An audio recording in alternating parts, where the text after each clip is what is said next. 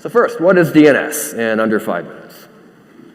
So let's say that you've launched your first web server and you want to serve a website using this server. Your server, if it's connected to the internet, will have an IP address. Let's say it's 1.2.3.4. The IP address is what is used for any type of client, whether it's a human's laptop's web browser or another server somewhere on the internet. It's going to use the IP address to actually connect and talk to this web server. However, humans don't really like numbers. They prefer names. Easier to memorize, easier to type in. And so, let's say that you want to serve a website that has a human-readable address. Let's call it www.example.com. Well, you need something to translate www.example.com into an IP address so that the browser or other client can connect to this. That's where DNS comes into the picture. So let's say that you're hosting your website, your web server in AWS. You've got an EC2 instance, and it's got an IP address. Now you have a user with a computer, and they want to go to www.example.com. There needs to be some type of lookup here. So enter DNS. DNS is basically a phone book for the internet. It changes names into IP addresses so computers can talk to each other.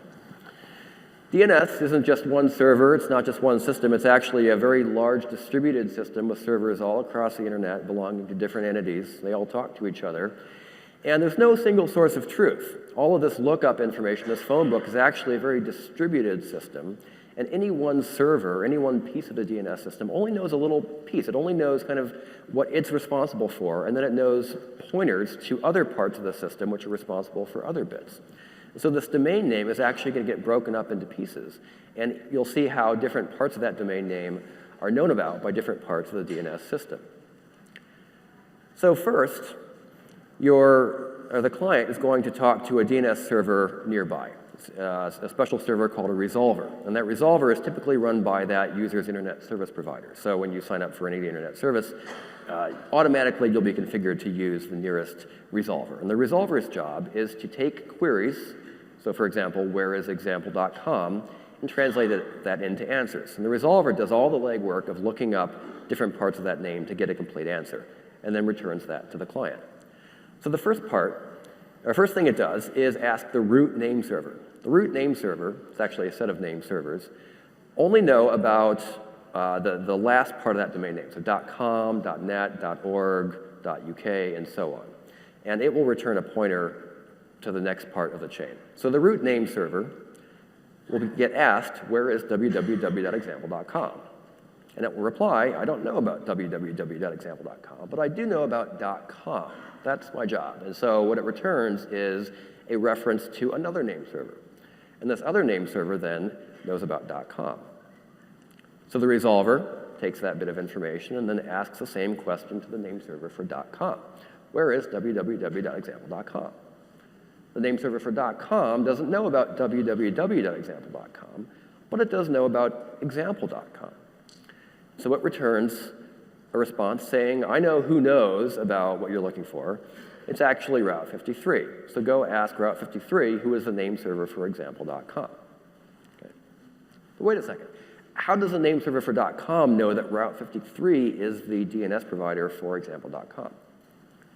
Well, actually, if you registered that domain name, you told .com about your DNS provider. It may have happened without you knowing about it, but when you register a domain name, one of the most important things your registrar does is update that name server for the top-level domain, so .com if it's a .com domain name, with information about who your DNS provider is. You can change that information if you want to switch DNS providers at some point. So now the DNS resolver has information about Route 53 knowing about this domain name. So it asks the same question to Route 53. It says, where is www.example.com?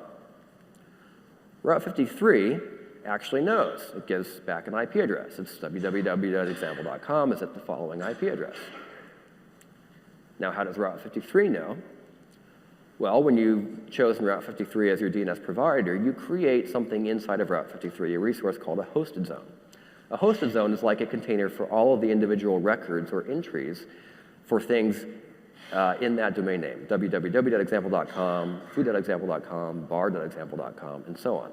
And you create these individual DNS records inside that hosted zone. So now the resolver has a complete answer. It says back to the client, it says here's the IP address. The client then uses that IP address to connect over HTTP or whatever appropriate protocol to your server, and you have a successful web transaction. Now, all of this happens behind the scenes for basically any type of website lookup or any client-to-server communication across the internet. There's generally a DNS lookup followed by the actual connection to the server that you want to talk to.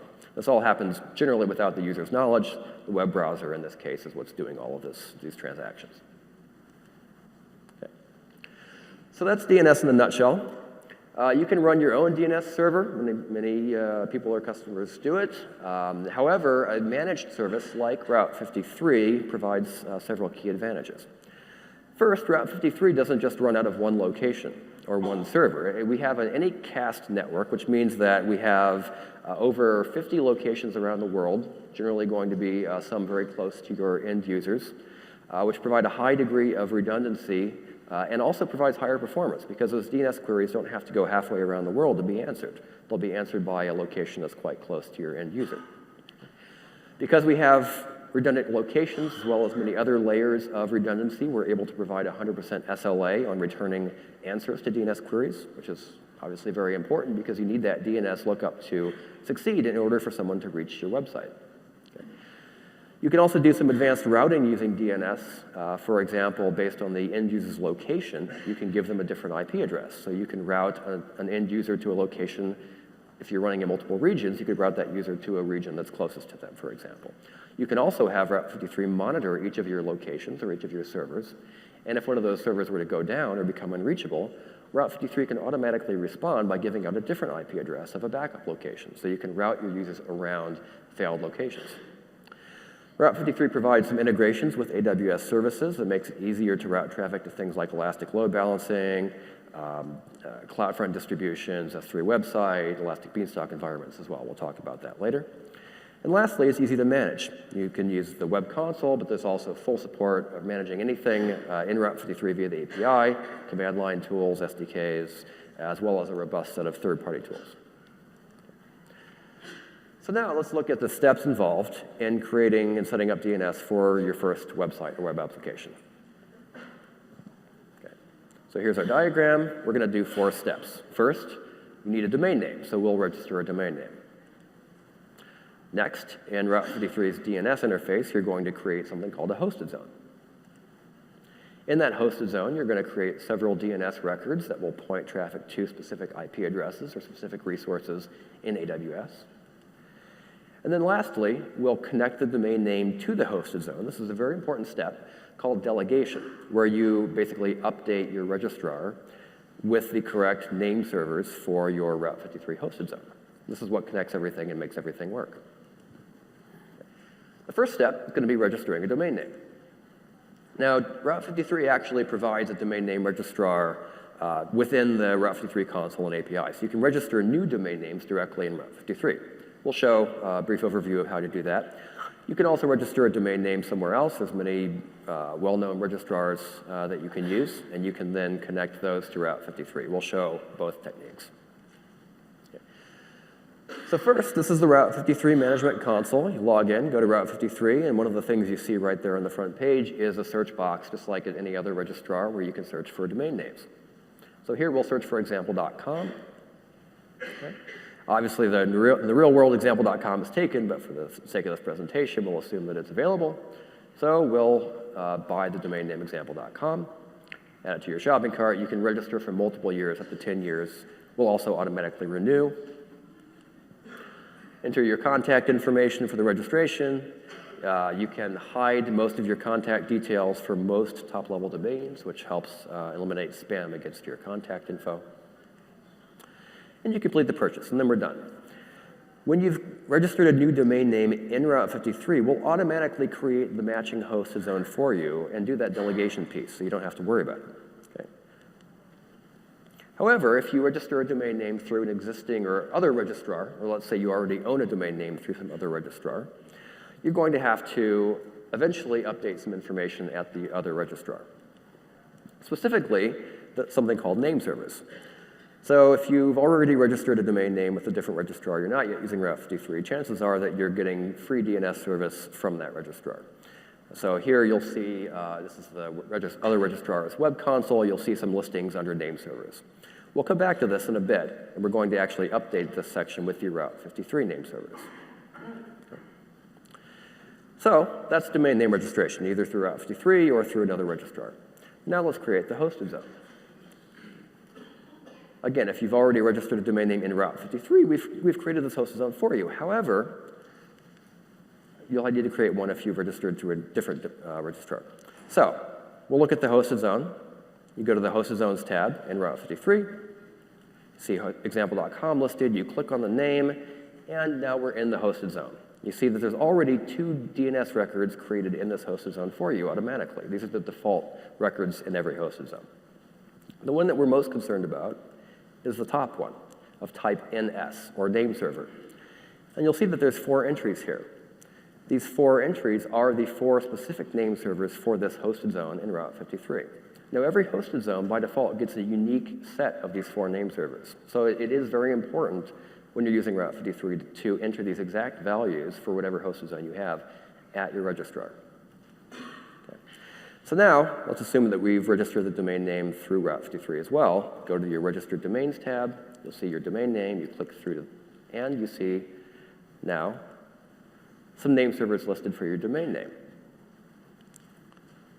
Since you registered this domain name in Route 53, we've already connected everything for you. And so those name server names match exactly. This is what you want. This means that Route 53's DNS service will be serving DNS traffic for this domain name. Okay. Now, if you've registered the domain name through a different registrar, you're going to need to create a hosted zone. So you go to the Hosted Zones tab, click Create Hosted Zone, enter the domain name. This has to obviously exactly match the domain name that you own.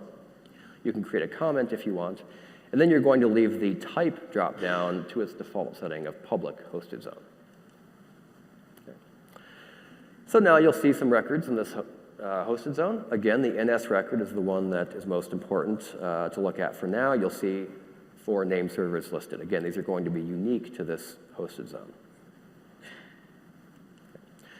Now that we're in your Route 53 hosted zone, we're going to create some records that actually direct traffic to your web server. Now you can create records for your domain name itself, so example.com, we call that the root domain, as well as names inside or sort of children of that domain. So for example, you can create www.example.com, mysite.example.com, foo.bar.example.com, and so on. These are called subdomains. Lastly, you can create records that match any other name that someone might enter into their web browser that would be a subdomain that you don't have an explicit record for. So these are called wildcard records. Okay, so we'll create all of these and show what that looks like. Okay. So looking at your hosted zone, you click Create Record Set. Now you're presented with a dialog that gives you a couple options here. The first is the name field. Now we're going to create a record for example.com first. So we've already filled in the example.com part because that's your hosted zone. So you don't actually need to type anything into that text box at the top. Down below in the value field, you're going to enter the IP address of your web server and click Create. And now you see the record listed. Now let's create the same thing for www.example.com. So here in the name field, you're going to enter your subdomain, which is www. In the value, you can enter the same IP address, or if it's going to a different web server, you could enter a different IP address. If you want multiple domain names or subdomains to be served by the same IP address, there's actually several other options you can use here. We'll talk about those in a minute, where you don't have to enter the same IP address over and over again. So we'll do that. We'll take one of these other options, something called a Cname. We're going to create our wildcard record. So the symbol for wildcard is a star or asterisk. So we'll create the record star.example.com. And the type, we're going to change that from the default. We're going to select something called a Cname. A Cname means you're not going to give an IP address. Instead, you're going to give another name, another DNS name. And when that DNS lookup happens, the user is ultimately going to get the IP address belonging to that other name. So here, we're going to enter as the value for the Cname record, example.com. And what this means is that when a user makes a query for something that's answered by this record, they're going to get the IP address back for example.com. Okay. Click Save, and now we have 3 records created in our hosted zone, in addition to the default 2. Now, there's another option that's important to think about for Route 53, which is if you're creating a domain name or DNS name that you want to point to something like an Elastic Load Balancing, Load Balancer, Elastic Beanstalk environment, S3 website bucket, or CloudFront distribution, all of those things have IP addresses that can change. And so you don't want to hard code the IP address for those resources. Also, you can't create a Cname at the root domain. So for example.com, that name itself can't have a Cname record. Having a Cname record at that point in your hosted zone actually breaks DNS lookups, and so it's not allowed. Instead, there's a feature called Alias. Alias tells Route 53 to go fetch the current IP address for whatever resource you've aliased to and give that back as a response. So what we're going to do here is create an alias record, and you can create that alias record and point that to your Elastic Load Balancer or any of those other resources I've mentioned. Route 53 will always fetch in real time the correct set of IP addresses for those resources. So to create an alias record, you're going to select the radio button for alias, and you'll be presented with a drop-down list where you can select all of your resources, and you can select which resource you want to alias to. You can also then alias to other DNS records in that same hosted zone if you want. Okay. So again, the services that Route 53 currently integrates with for alias functionality are the following. For the last two, CloudFront and S3 website, there is another consideration here, which is that you need to configure your resources in those services to look for that same domain name. In other words, your CloudFront distribution, you need to create something called an alternate domain name that exactly matches your domain name.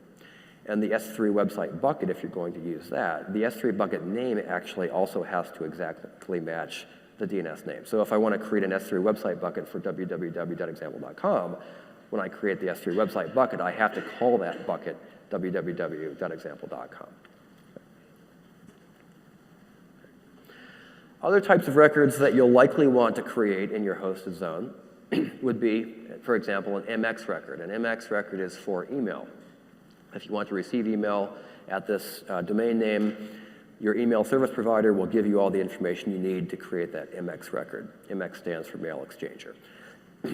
TXT is a text record. You can store arbitrary bits of text in those records, typically used for things like validating that you have, or that you're the authorized sender for email from that domain name. Also used for setting up web analytics in many cases for your website. It's also a common way for vendors of SSL certificates to verify that you actually own that domain name. They'll give you a text string, tell you to create the following text record in that hosted zone. When you create that, then your certificate vendor will know that you actually own and control that domain name. Okay. So now we've created your hosted zone, put all the records in there that you need. Next step is to delegate, which means to connect your domain name to Route 53 so that Route 53 starts serving DNS traffic for that domain. Okay. Now, if you've used Route 53 as your registrar, we've already done that for you. We've already created the hosted zone and domain name and delegated between them. Again, the name server addresses are going to be listed for your hosted zone in that NS record in your hosted zone. Okay. The 4 name servers, the term for that set of 4 is called a delegation set. Again, that delegation set is going to be unique to you as a customer. No other customer's hosted zone will share that same set of 4 name servers. This carries some benefits. For example, if there were to be some type of issue with another customer's hosted zone, you're isolated from that because you will have at least 2, in many cases 3 or 4 different name server addresses from that affected customer. So every customer is isolated across name server addresses.